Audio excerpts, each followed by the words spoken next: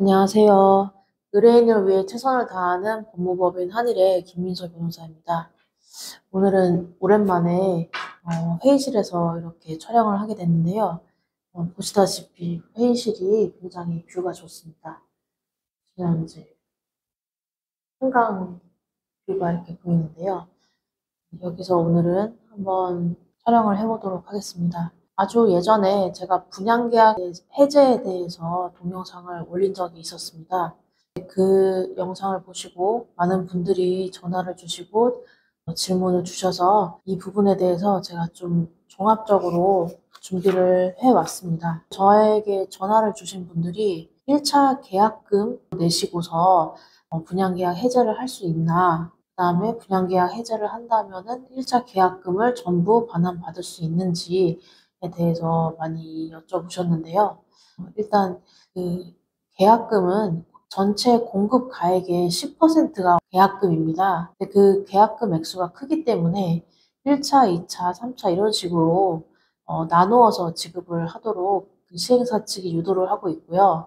그렇게 또 공급 계약서에 적혀 있습니다. 그래서 1차 계약금은 계약 체결일에 납부하고 2차 계약금은 언제 납부하고 이런 식으로 되어 있는데요. 1차 계약금만 납부한 상태에서 분양계약을 해제하거나 취소하거나 그런 식으로 무효화해서 1차 계약금을 그대로 돌려받을 수 있는지 여부가 이제 관건이 된다고 할 것입니다. 이 가능 여부는 처음에 분양계약을 체결하게 된 계기에 따라서 달라지게 되는데요. 길거리 돌아다니다 보면은 분양사무소 근처에서 젊은 사람들이 휴지나 이런 걸 주면서 또는 할머니들이 휴지, 물티슈 같은 걸 주면서 잠깐 보고 들어가자. 좋은 물건이 있으니까 잠깐만 보고 들어가. 이렇게 하시는 경우가 있죠. 그래서 거기서 이제 홀린 듯이 따라 들어가서 이제 계약서에 사인을 하고 1차 계약금을 납부하시는 분들이 또 있을 수가 있습니다. 그리고 또 이와 유사하게 조금 다르긴 하지만 전화나 SNS, 문자 등을 통해서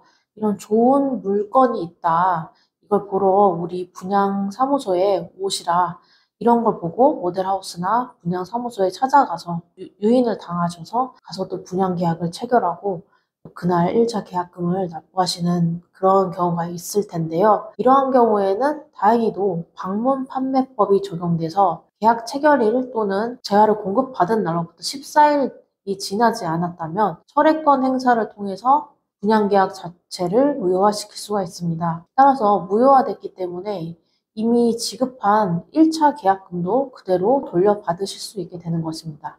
근데 이러한 철회권 행사를 어떻게 해야 하는지가 문제가 될 수 있는데요. 보통은 문자나 구두로 해도 아무 상관이 없긴 합니다. 그렇지만 되도록이면 내용 증명의 형태로 매도인에 해당하는 시행사 그리고 혹시 모르니 신탁사도 같이 잡아서 내용 증명을 발송하시는 게 좋을 것이라고 생각됩니다.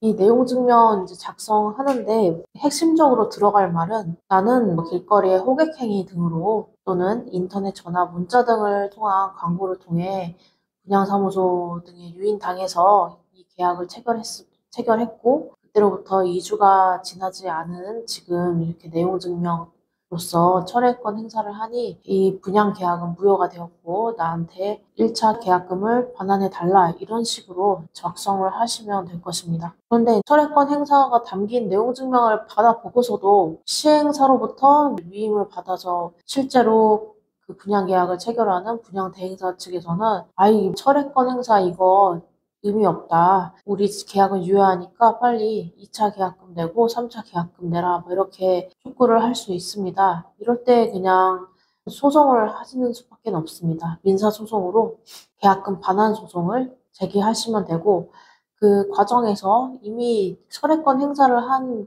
그 증거가 있기 때문에 내용 증명을 발신한 그 증거가 있기 때문에 그걸 제출하시면은 특단의 사정이 없는 한, 즉 방문 판매법에 해당하지 않는 행위가 아닌 한 승소하실 수 있다고 보입니다. 근데 두 번째로는 분양 계약 체결 자체가 제가 앞서 말씀드린 호객행위나 전화 권유 행위를 통해서 체결된 것이 아니고 만약에 혹여 그렇게 체결됐다고 하더라도 2주가 도과하여 철회권 행사가 더 이상 힘든 경우 이런 경우에는 어떻게 해야 하나? 1차 계약금을 반환받을 수 있는지 여부가 문제가 될 것입니다. 솔직하게 말씀드리면 이 시기에는 계약금을 반환받기가 힘듭니다. 계약의 구속력에 의해서 계약을 잘 준수를 해야 하기 때문에 아무 이유 없이 계약을 파기하겠다 이렇게 할 수는 없는 것입니다. 아까 말씀드린 그런 사항은 다행히 방문 판매법에서 정하고 있기 때문에 그렇지 않은 경우에는 1차 계약금을 낸 상태에서 해제라는 규정이 있습니다. 계약금을 해약금으로 추정한다라고 해서 계약금을 매수인 측은 포기하고 또 매도인 측은 계약금의 2배를 매수인한테 주면서 계약을 해제할 수 있는 해약금 해제, 즉 계약의 구속력에서 벗어날 수 있는 기회를 민법이 보장하고 있습니다. 근데 그러한 조항을 분양계약 공급계약서에 그대로 작성을 해두고 있는 게 관례입니다. 근데 만약에 이게 1차 계약금을 낸 상태에서 해약금 해지를 할 경우에 1차 계약금만 포기하면 되는지 아니면 보통 통상적으로 정해져 있는 공급가액의 10%에 해당하는 전체 계약금, 1차, 2차, 3차 계약금을 다 합한 그 계약금을 포기해야 되는지가 문제되는데요. 판례는 전체, 그러니까 계약금 10%에 해당하는 계약금이 계약금에 해당한다고 보고 해약금 해제를 하기 위해서는 1차 계약금뿐만 아니라 내지 않았던 2차, 3차 계약금도 내시면서 포기를 하셔야 합니다. 그래야 해제될 수가 있습니다. 그래서 상당히 큰 액수를 내가면서 해약금 해제를 해야 되기 때문에 이 금액을 내실 수 없는 분들은 파산, 회생 이런 것까지 고민을 하시는 경우가 있습니다. 네, 그러한 점은 나중에 추후에 파산, 회생 전문 변호사와 상의를 하셔서 진행을 하시면 될 것입니다. 1차 계약금만 반환을 1차 계약금만 몰치되고 나머지 2차, 3차를 내지 않은 경우는 있을까요? 그러한 경우도 있긴 합니다. 그러한 경우는 아주 드물지만 당사자 간의 계약으로 1차 계약금을 포기하고 나는 이 계약에서 벗어나려면 1차 계약금의 배액을 상환하고 해약을 할 수 있다. 이렇게 당사자 사이에 약정이 있다면 당연히 당사자 사이의 약정이 우선이기 때문에 그런 경우에는 1차 계약금만 포기하고도 이 분양계약을 해지할 수 있습니다. 그러한 경우는 좀 드물고요. 둘 다 아무런 말이 없었던 경우, 통상적인 경우에는 이제 규모가 있는 회사에서 진행을 하기 때문에 이 해약금 해제 조항, 계약금을 포기한다 이렇게 적혀져 있어서 문제가 되지 않지만 좀 규모가 작거나 그런 분양계약의 경우에는 아무도 말을 하지 않은 경우, 여기 이 부분에 대해서 그런 경우에는 이제 저희들은 이거는 1차 계약금만 포기하면 되는 약정이었다.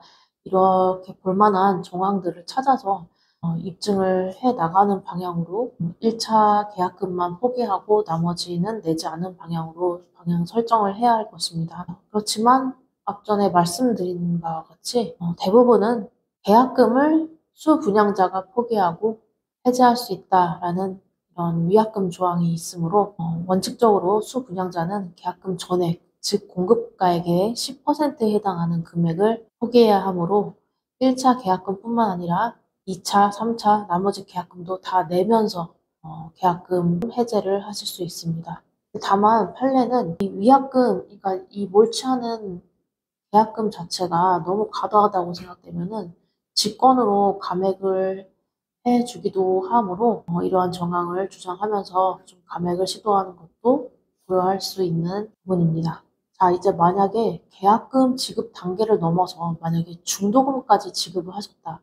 이러한 경우에는 해약금 해제를 할 수 있는 단계를 이미 넘어서셨습니다. 계약의 구속력에서 벗어날 수가 없기 때문에 이러한 경우에는 해약금 해제, 즉 계약금을 포기하고 뭐 배액을 상환하면서 해제하는 해약금 해제는 하실 수가 없고 다른 이 분양계약 자체에 하자가 있는 경우에만 가능할 것입니다.